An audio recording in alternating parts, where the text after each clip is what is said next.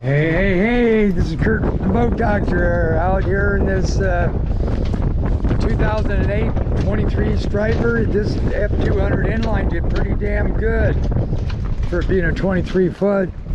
It performs like some of them with the 225 D6, about 35-38 miles an hour, good water flow. The offshore bracket actually worked really good on here.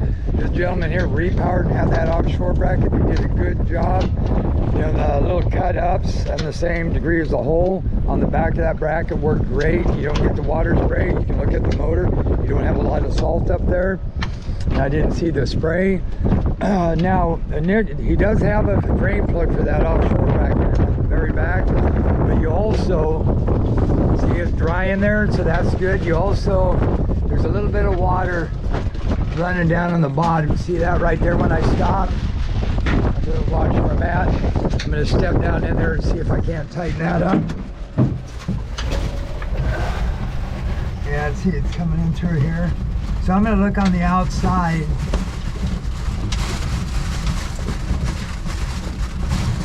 I'm going to tighten that up a little bit more. Yeah, there you go. That helps keep some of that off there. So you are getting some through that.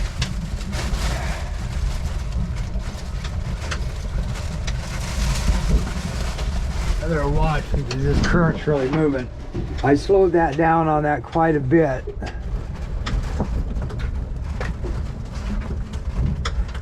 I'm going to take this like this, loosen that just a little bit, and pull that out there, and then retighten it.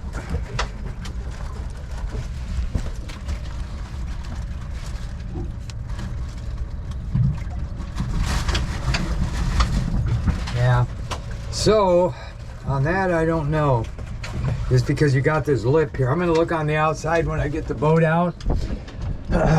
Because the back part here looks really good on all the bolt holes. And nothing coming through here, don't look like.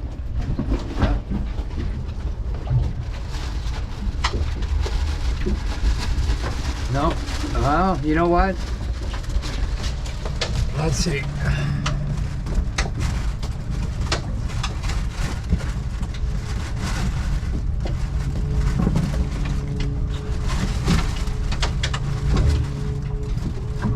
You could have just a little bit coming through here.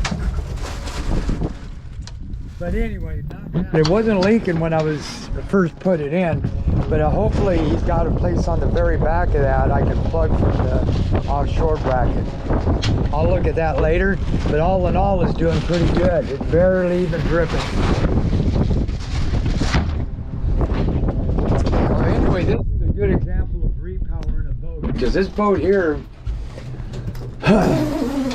when he gets done cleaning it up, put a new panel in here, fuel gauge is off of this one here. I'm going to go ahead and fire this up, just turn the key. I did the first hour break-in and a half an hour of the upper end break-in.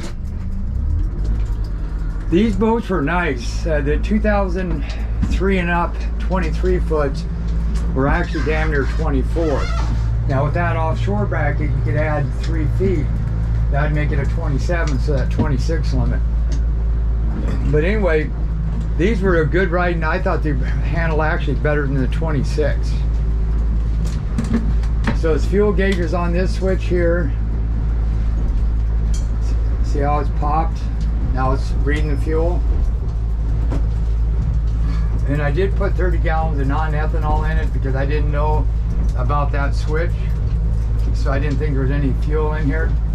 You got your tachometer, there's 1.5 hours. Like I said, I got a half an hour of the 4,000 to 5,000.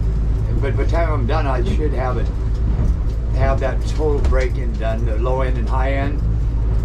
Water temp, oil pressure, and hours.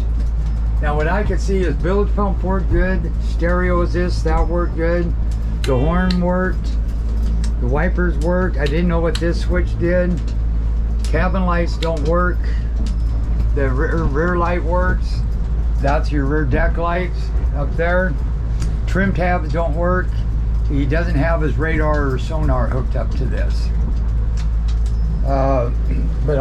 well, it does really good. So now I'm just gonna hit it, I get going here, and I'm gonna hit it 1001, 1002, 1003, 1004, 1005, 1006. About 6 seconds. That's pretty damn good for this big of a boat with that F200. Now what you could do, if you want to get it up faster, say probably in 4 seconds, which then it's 4 seconds is dynamite actually on a boat this side. So you just want to turn it where you're headed. Then what you do is you hit it like three quarter, then go to the left, go to the right and left real quick. There, it popped it down already.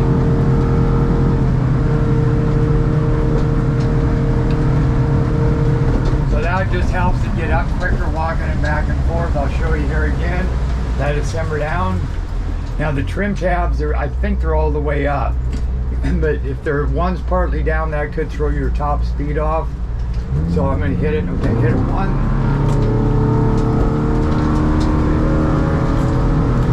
Yeah, about 5 seconds that way, so you save a second.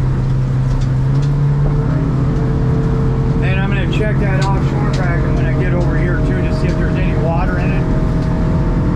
And then I'm going to bow up. I'm just going to try these here just to see if the lights weren't just burn out on it. Bow down.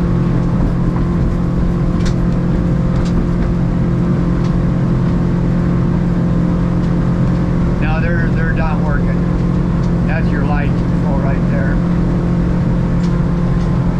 So anyway, it runs really good. So 5200. Zoom in on this. There we go.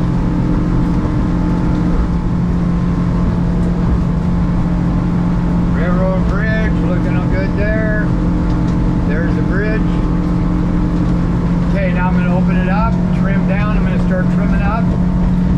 Now that starts to lift the boat a little bit, 5400. Give it full throttle. 55. 56. We're doing 34, so that's pretty damn good. 57. Up to 35.5, and I think that's about all you can squeeze out of here. 35, 36, there's 5800, 36.3. So that's pretty good. You can leave the prop probably where it's at. But if you put a lot of gear, people watch that. If you you need to turn at least 5700. So if you got to pull a gas in your weight and you're only turning like 55 trimmed, then you need to go down a pitch. I think there's a 14 by 15 on there now. But other than that, it runs really good. I'm going to trim it down. And then when you trim it to where it steers easy both ways, then you just leave it alone. All right, I'm just going to cruise about 4,000 for about another half hour and call her quits. Other than that, this boat's dynamite. I mean, it's well worth the repower. And that offshore bracket it actually helped lift the boat, out of the water instead of sagging down in the ass end. And I'll look back there, no water spray. Look at that. So that's perfect. I'll give it some more gas, trim it down all the way. Just to see. Wow, he did an awesome job on that offshore bracket. Now with this motor, once these trim tabs get to be working, this boat you can pick up a few miles an hour, but no spray coming up at all. So now I'm going to trim it up, and I'll speed it down or slow it down.